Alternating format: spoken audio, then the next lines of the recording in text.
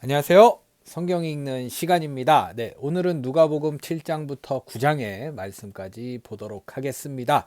예수님의 가르침은 계속된다. 네, 과연 오늘은 또 어떤 말씀을 해 주실지 뭔가 알 것 같지만 네, 기대를 한번 해보겠습니다.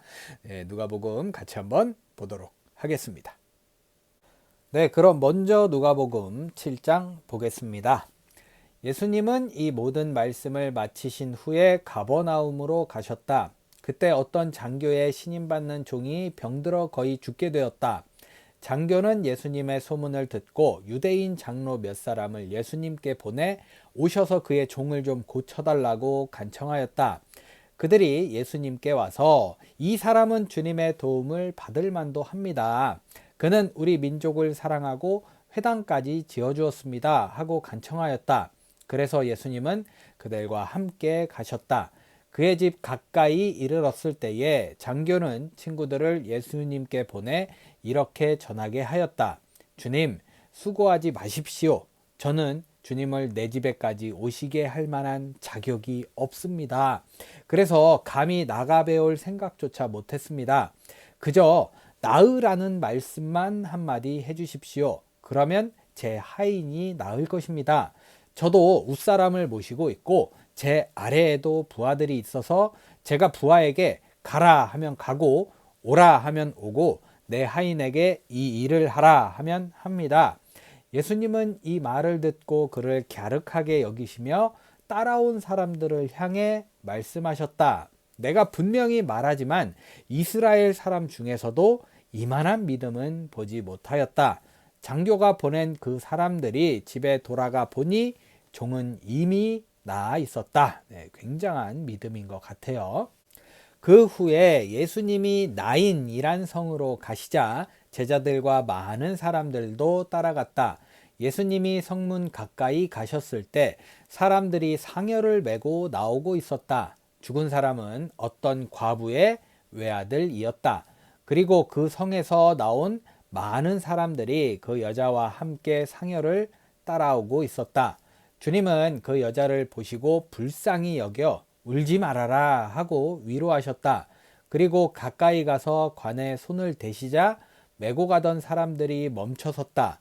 그때 예수님이 청년아, 내가 너에게 말한다. 일어나라 하고 말씀하셨다. 그러자 죽은 사람이 일어나 앉아 말하기를 시작하였다. 그래서 예수님은 그를 어머니에게 돌려주셨다. 사람들은 모두 두려움에 사로잡혀 하나님을 찬양하며 우리 가운데 위대한 예언자가 나타나셨다 하기도 하고 하나님께서 자기 백성을 돌보아 주셨다 하고 말하기도 하였다.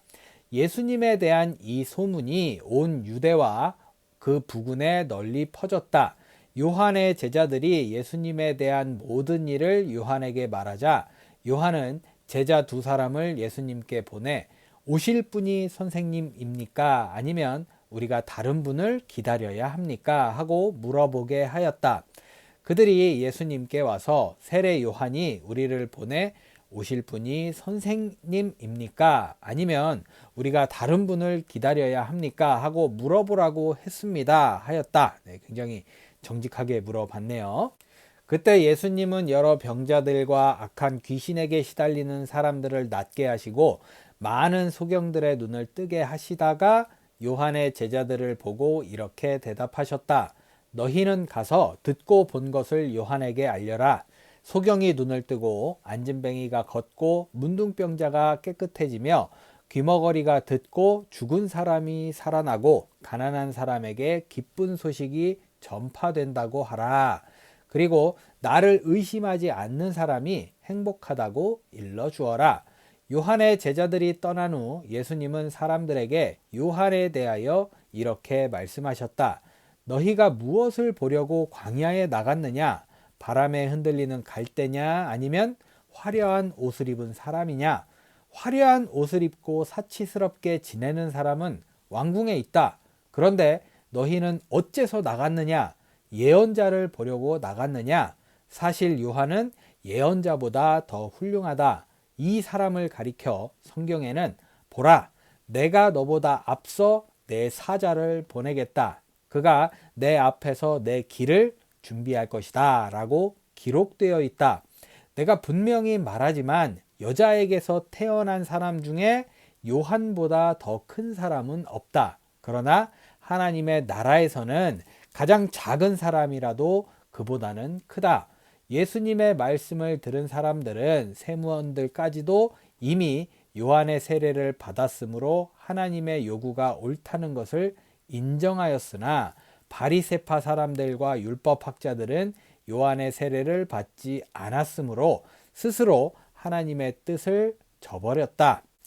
주님은 다시 말씀하셨다. 이 시대 사람을 무엇에 비할 수 있을까? 이 사람들은 무엇과 같을까?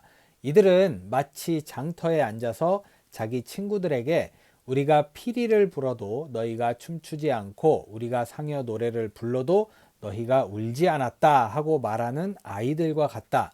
세례 요한이 와서 빵도 먹지 않고 포도주도 마시지 않자 너희가 그는 귀신 들렸다 하더니 내가 와서 먹고 마시자 이 사람은 먹고 마시기를 좋아하는 사람이며 세무원과 죄인들의 친구이다 하고 말한다. 그러나 하나님의 지혜는 그것을 받아들이는 사람에 의해서 옳다는 것이 입증된다. 네, 그런 말 있잖아요. 해줘도 뭐뭐 안 해줘도 뭐뭐. 예, 그런 거 비슷하게 말씀하시는 것 같네요. 한 바리새파 사람이 함께 식사하자고 예수님을 초대하였다. 그래서 예수님이 그의 집에 들어가 식탁에 앉으셨을 때 그 마을에 사는 죄 많은 한 여자가 예수님이 바리새파 사람의 집에서 음식을 잡수신다는 것을 알고 향유 한 병을 가지고 와서 예수님의 뒷발치에서 울며 눈물로 예수님의 발을 적셨다. 그리고서 그 여자는 자기 머리카락으로 예수님의 발을 닦으며 거기에 입 맞추고 향유를 부었다. 예수님을 초대한 바리새파 사람은 이것을 보고 만일 이 사람이 예언자라면 자기를 만지는 이 여자가 누구라는 것쯤은 알 텐데 이 여자는 죄인이 아닌가 하며 속으로 중얼거렸다. 그래서 예수님이 그에게 말씀하셨다. 시몬아, 내가 너에게 할 말이 있다. 선생님, 말씀하십시오. 돈놀이하는 어떤 사람에게 빚을 진 두 사람이 있었는데 하나는 500데나리온, 하나는 50데나리온의 빚을 졌다. 둘 다 빚을 갚을 돈이 없으므로 돈놀이하는 사람은 그들의 빚을 모두 면제해 주었다. 그러므로 그 두 사람 중에 누가 더 그를 사랑하겠느냐? 제 생각에는 더 많이 면제받은 사람입니다. 그래서 예수님은 내 말이 맞다 하시고 그 여자를 돌아보시며 시몬에게 다시 말씀하셨다. 이 여자가 보이느냐? 내가 내 집에 들어왔을 때 너는 나에게 발 씻을 물도 주지 않았으나 이 여자는 눈물로 내 발을 적시고 머리카락으로 닦아주었다. 너는 나에게 입 맞추지 않았으나 이 여자는 내가 들어올 때부터 계속 내 발에 입을 맞췄다. 너는 내 머리에 아무 기름도 발라주지 않았으나 이 여자는 향유를 내 발에 부었다. 그러므로 내가 너에게 말하지만 이 여자의 많은 죄가 용서를 받았다. 이것은 이 여자가 나를 많이 사랑했기 때문이다. 그러나 적게 용서받은 사람은 적게 사랑한다. 그리고 나서 예수님은 그 여자에게 내 죄는 용서받았다 하고 말씀하셨다. 예수님과 함께 식탁에 앉아있던 사람들은 속으로 이 사람이 도대체 누군데 남의 죄까지 용서해 주는가 하며 수군거렸다. 그러나 예수님은 그 여자에게 내 믿음이 너를 구원하였다. 평안히 가거라 하고 말씀하셨다. 너는 내 머리에 아무 기름도 발라주지 않았으나 이 여자는 향유를 내 발에 부었다. 그러므로 내가 너에게 말하지만 이 여자의 많은 죄가 용서를 받았다. 그것은 이 여자가 나를 많이 사랑했기 때문이다. 그러나 적게 용서받은 사람은 적게 사랑한다. 그리고 나서 예수님은 그 여자에게 내 죄는 용서받았다 하고 말씀하셨다. 예수님과 함께 식탁에 앉아있던 사람들은 속으로 이 사람이 도대체 누군데 남의 죄까지 용서해 주는가 하며 수군거렸다. 그러나 예수님은 그 여자에게 내 믿음이 너를 구원하였다. 평안히 가거라 하고 말씀하셨다. 저는 이제 가끔 생각해 보면 제가 만약에 저 식탁에 있었으면 수군거리는 쪽이 아니었을까 라는 생각을 합니다. 보면은 참 믿음이라는 게 어떻게 보면 위대하다, 좀 많은 용기가 필요하다, 좀 많은 또 그런 굳건함이 필요하다라는 생각이 드네요. 이렇게 누가복음 7장 마무리되었습니다. 네, 계속해서 누가복음 8장 보겠습니다.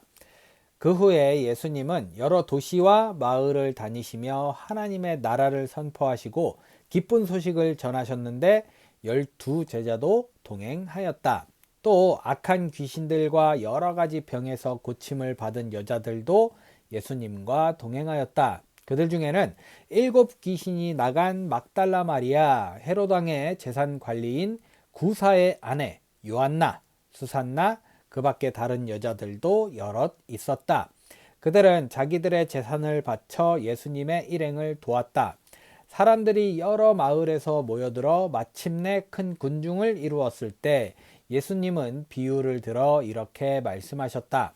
한 농부가 들에 나가 씨를 뿌렸다. 그런데 어떤 씨는 길가에 떨어져서 발에 밟히고 새들이 와서 먹어버렸다. 그리고 어떤 씨는 돌밭에 떨어져서 싹은 나왔으나 물기가 없어 말라버렸다.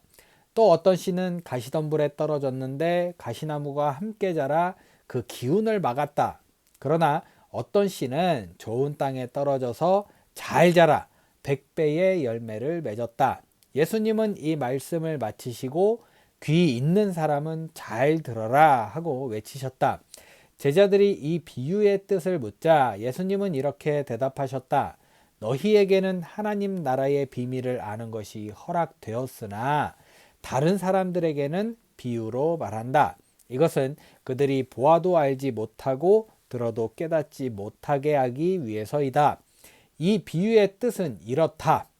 씨는 하나님의 말씀이다. 길가에 떨어진 씨는 사람들이 말씀을 듣기는 하였으나 그들이 믿고 구원받지 못하도록 마귀가 와서 그 말씀을 빼앗아 가는 것을 가리킨다. 돌밭에 떨어진 씨는 말씀을 들을 때 기쁨으로 받아들이지만 뿌리가 없으므로 잠시 믿다가 시험을 받으면 떨어져 나가는 사람을 말한다.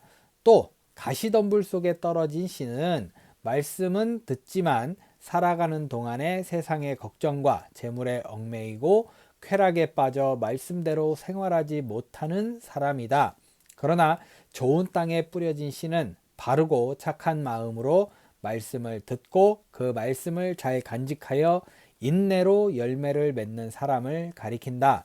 등불을 켜서 그릇으로 덮어두거나 침대 아래 둘 사람은 아무도 없다. 오히려 그것을 등잔대 위에 올려놓아 들어오는 사람이 그 빛을 볼 수 있도록 하지 않겠느냐.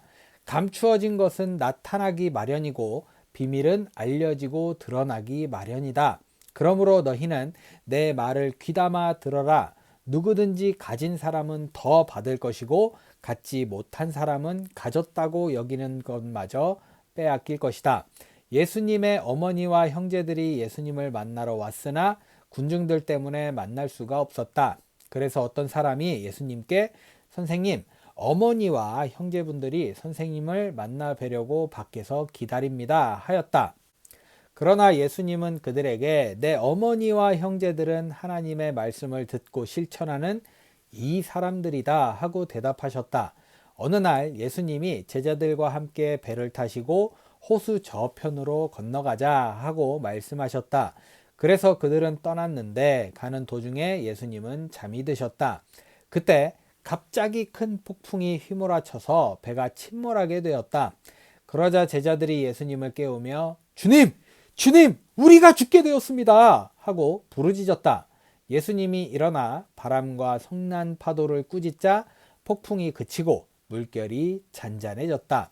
그때 예수님이 제자들에게 너희 믿음은 어디 있느냐 하고 물으시자 그들은 두려워하고 놀라며 도대체 이분이 누구신데 바람과 물을 보고 명령에도 복종하는가 하고 수군거렸다. 무지하게 수군거리네요. 예수님의 일행은 갈릴리 건너편 거라사 지방에 도착하였다. 예수님은 육지에 내리셨을 때 그 도시에 사는 귀신 들린 어떤 사람과 마주치게 되었다. 그는 오랫동안 옷을 입지 않고 집을 뛰쳐나와 공동묘지에서 살았다. 그가 예수님을 보자 소리 지르며 예수님 발 앞에 엎드려 가장 높으신 하나님의 아들 예수님, 내가 당신과 무슨 상관이 있습니까? 부탁드립니다. 제발 나를 괴롭히지 마십시오. 하고 외쳤다. 그것은 예수님이 더러운 귀신에게 그 사람에게서 나가라고 명령하셨기 때문이었다.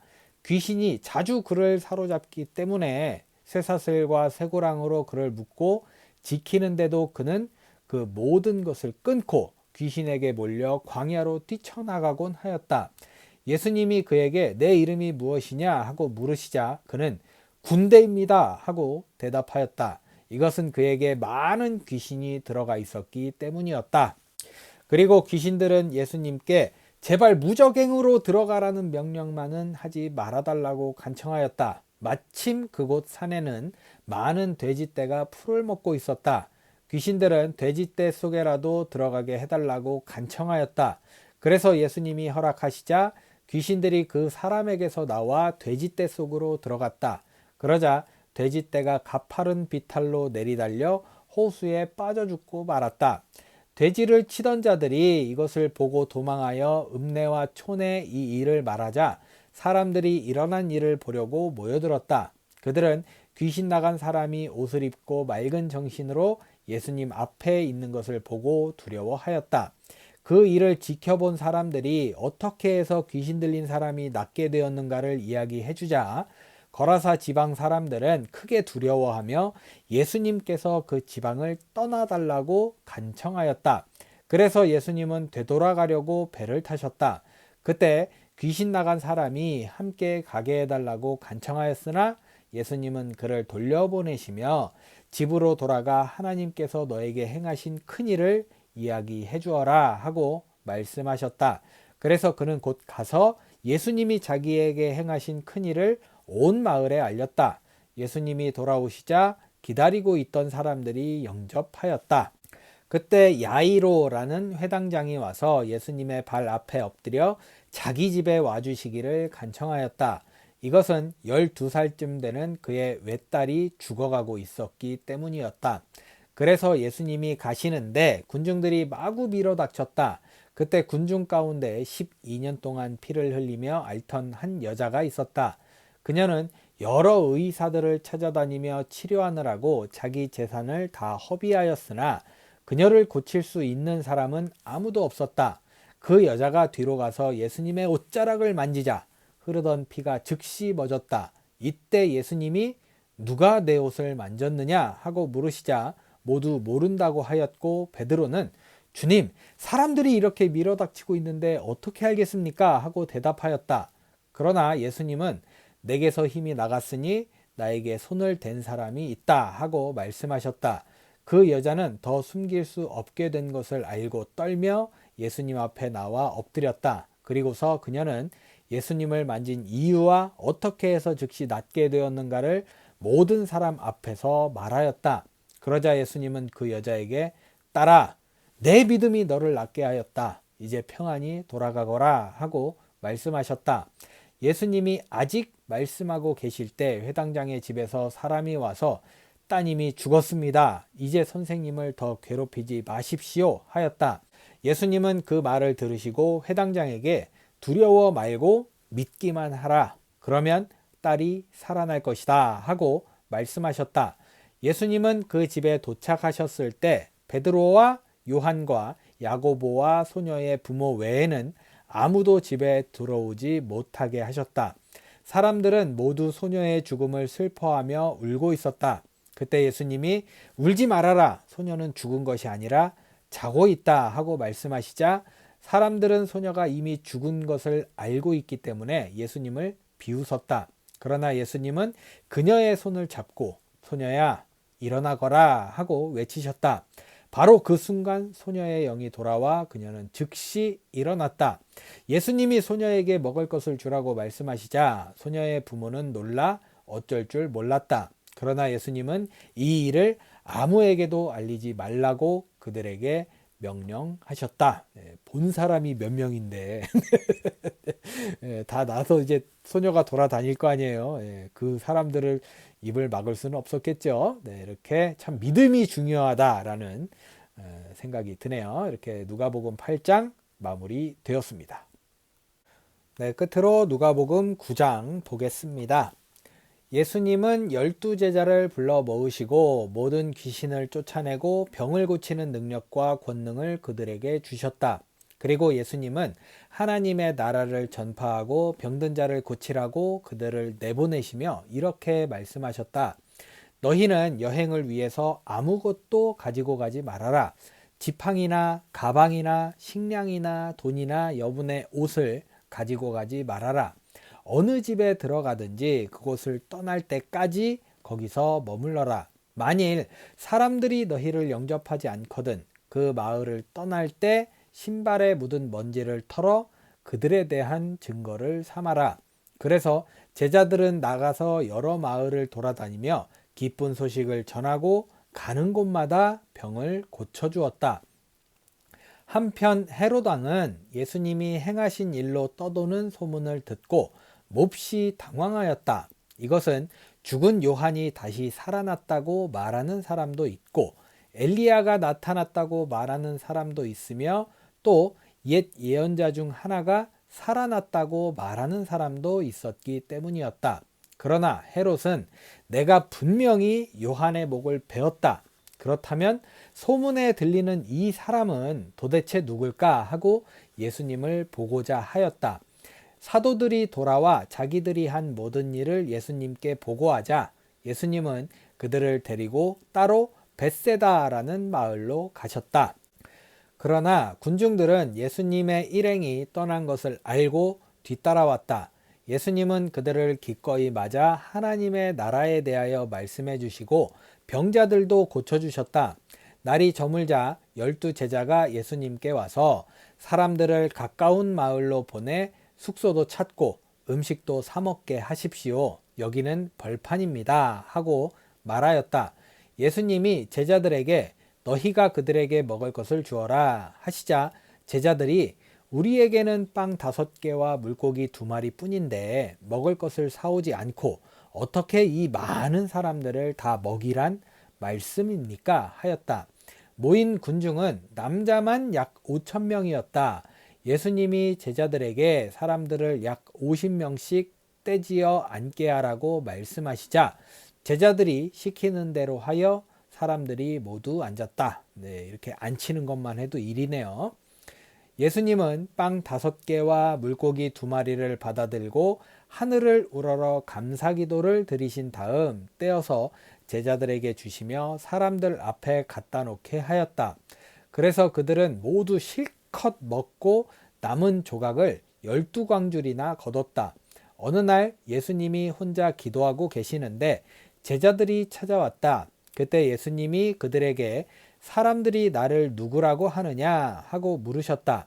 그러자 제자들이 어떤 사람은 세례 요한이라 하고 어떤 사람은 엘리야라고 하며 또 어떤 사람은 옛 예언자들 중 한 사람이 살아났다고 말하기도 합니다. 하고 대답하였다. 그러면 너희는 나를 누구라고 생각하느냐 하고 예수님이 다시 묻자 베드로가 하나님의 그리스도이십니다. 하고 대답하였다. 예수님은 제자들에게 이 말을 아무에게도 하지 말라고 단단히 주의시키고 이어서 나는 장로들과 대제사장들과 율법학자들에게 많은 고난을 받고 죽임을 당했다가 3일 만에 다시 살아나야 한다 하고 말씀하셨다. 그리고서 예수님은 모든 사람에게 이렇게 말씀하셨다. 누구든지 나를 따라오려거든 자기를 버리고 날마다 제 십자가를 지고 나를 따르라. 자기 생명을 구하고자 하는 사람은 잃을 것이며 나를 위해 자기 생명을 버리는 사람은 얻을 것이다. 사람이 온 세상을 얻고도 자기 생명을 잃거나 빼앗기면 무슨 유익이 있겠느냐? 누구든지 나와 내 말을 부끄러워하면 나도 내 영광과 아버지와 거룩한 천사들의 영광으로 올 때 그를 부끄럽게 여길 것이다. 내가 분명히 말해둔다. 여기 서 있는 사람들 가운데 죽기 전에 하나님의 나라를 볼 사람들도 있을 것이다. 이 말씀을 하시고 8일쯤 지나 예수님은 베드로와 요한과 야고보를 데리고 기도하러 산으로 올라가셨다. 그런데 기도하시는 동안 예수님의 얼굴 모습이 변하고 그의 옷이 휘어져 눈부시게 빛났다. 그때 두 사람이 예수님과 이야기를 하고 있었는데 그들은 모세와 엘리야였다. 그들은 영광스러운 모습으로 나타나 장차 예수님이 예루살렘에서 돌아가시게 될 것을 말하였다. 그때 졸고 있던 베드로와 다른 제자들이 정신을 차려 보니 예수님의 영광의 광채가 보이고 두 사람이 예수님과 함께 서 있었다. 두 사람이 떠나려 하자 베드로가 예수님께 주님, 우리가 여기 있는 것이 좋겠습니다. 우리가 이곳에 천막셋을 세워 주님과 모세와 엘리야를 각각 모시겠습니다 하고 말하였다. 그러나 그는 자기가 무슨 말을 하는지조차 몰랐다. 졸다 일어났으니까요. 베드로가 이 말을 하고 있을 때 구름이 와서 그들을 덮었다. 그들이 구름에 휩싸여 무서워하고 있는데 구름 속에서 이 사람은 내가 택한 내 아들이다. 너희는 그의 말을 들어라 하는 음성이 들려왔다. 그 음성이 그친 후에는 예수님 한 분밖에 보이지 않았다. 제자들은 침묵을 지키고 그때에는 그들이 본 것을 아무에게도 말하지 않았다. 이튿날 그들이 산에서 내려오자 많은 군중이 예수님을 맞이하였다. 그때 그들 중 한 사람이 이렇게 외쳤다. 선생님, 제 아들을 좀 봐주십시오. 하나밖에 없는 아들입니다. 귀신이 그를 붙잡기만 하면 그가 갑자기 소리를 지릅니다. 귀신은 그에게 발작을 일으켜 거품을 내게 하고 몸에 상처를 입히고서야 겨우 떠나갑니다. 그래서 선생님의 제자들에게 귀신을 쫓아내 달라고 간청했으나 쫓아내지 못했습니다. 그러자 예수님은 믿음이 없고 삐뚤어진 세대여, 내가 언제까지 너희와 함께 있어야 하며 너희를 보고 참아야 하겠느냐 하시고 그 사람에게 내 아들을 이리 데려오너라 하고 말씀하셨다. 아이가 오고 있는 동안에도 귀신은 그를 거꾸러뜨려 발작을 일으켜 놓았다. 그러나 예수님이 더러운 귀신을 꾸짖어 아이를 낫게 하신 후 그의 아버지에게 돌려주자 사람들이 다 하나님의 위대하심에 놀라 감탄하였다. 예수님이 하신 모든 일을 보고 사람들이 다 놀라고 있을 때 예수님이 제자들에게 이 말을 귀담아 들어라. 나는 멀지 않아 사람들의 손에 넘어가게 될 것이다 하고 말씀하셨다. 그러나 이 말씀의 뜻이 숨겨져서 제자들이 깨닫기는커녕 묻기조차 두려워하였다. 제자들 사이에 누가 가장 위대하냐는 문제로 말다툼이 벌어졌다. 예수님은 그들의 생각을 아시고 한 어린아이를 데려다가 곁에 세우고 제자들에게 말씀하셨다. 누구든지 내 이름으로 이런 어린아이를 영접하면 곧 나를 영접하는 것이며 누구든지 나를 영접하면 바로 나를 보내신 분을 영접하는 것이다. 너희 중에 가장 작은 사람이 가장 위대한 사람이다. 요한이 예수님께 주님, 우리를 따르지 않는 어떤 사람이 주님의 이름으로 귀신을 쫓아내기에 우리가 그렇게 못하도록 했습니다 하고 말하자 예수님이 그에게 막지 말아라. 너희를 반대하지 않는 사람은 너희를 위하는 사람이다 하고 말씀하셨다. 예수님은 하늘로 올라가실 때가 가까워지자 예루살렘으로 갈 것을 굳게 결심하시고 사자들을 앞서 보내셨다. 그들은 가다가 예수님을 위해 준비하려고 사마리아 사람의 마을로 들어갔다. 그러나 그 마을 사람들은 예수님이 예루살렘을 향해 가시는 길이었기 때문에 그를 영접하지 않았다. 야고보와 요한은 이것을 보고 예수님께 주님, 하늘에서 불을 내려다가 이 사람들을 태워버리는 것이 어떻겠습니까? 하고 물었으나 예수님은 그들을 꾸짖고 함께 다른 마을로 가셨다. 정말 무식하네요. 네. 그들이 가는 도중에 어떤 사람이 예수님께 와서 저는 선생님이 어디로 가시든지 따라가겠습니다 하였다. 그래서 예수님은 그에게 여우도 굴이 있고 공중에 새도 보금자리가 있으나 나는 머리 둘 곳이 없다 하고 말씀하셨다. 예수님이 또 다른 사람에게 나를 따르라 하고 말씀하시자 그는 먼저 제 아버지의 장례를 치르도록 허락해 주십시오 하였다. 그러나 예수님은 그에게 죽은 사람의 장례는 영적으로 죽은 사람들이 하게 버려두고 너는 가서 하나님의 나라를 전파하라 하고 말씀하셨다. 또 다른 사람이 제가 주님을 따르겠습니다. 그러나 먼저 가족에게 작별 인사를 하게 해주십시오 하자 예수님은 그에게 쟁기를 잡고 뒤를 돌아보는 사람은 하나님의 나라에 적당치 않다 하고 말씀하셨다. 네, 솔직히 예수님께서 이렇게 해석을 안 해주시면 뭔 뜻인지 조금 좀 애매할 때가 있는 것 같기는 해요. 그래도 참 믿음이 중요하다라는 말씀을 하시는 것 같죠? 이렇게 누가복음 9장 마무리 되었습니다. 네, 이렇게 해서 오늘 누가복음 7장부터 9장의 말씀까지 모두 읽어봤습니다. 네, 말씀 보면서 믿음이 정말 얼마나 중요한가를 알게 된 것 같아요. 어렴풋 기억의 어떤 장군이 그 믿음을 저에게 주세요라고 기도했던 그 장면이 저는 잊혀지지가 않는데 정말 멋있지 않습니까? 오늘 하루 우리 모두 그 믿음을 주세요라고 기도할 수 있는 그런 하루 보내시기를 저도 기도하겠습니다. 네, 뭔가 좀 겹쳐지네요. 네, 모쪼록 여러분들 오늘 복된 하루 잘 보내시고요. 저는 내일 누가복음 10장부터 12장의 말씀을 들고 찾아오도록 하겠습니다. 네, 오늘도 함께 해주신 여러분 감사합니다.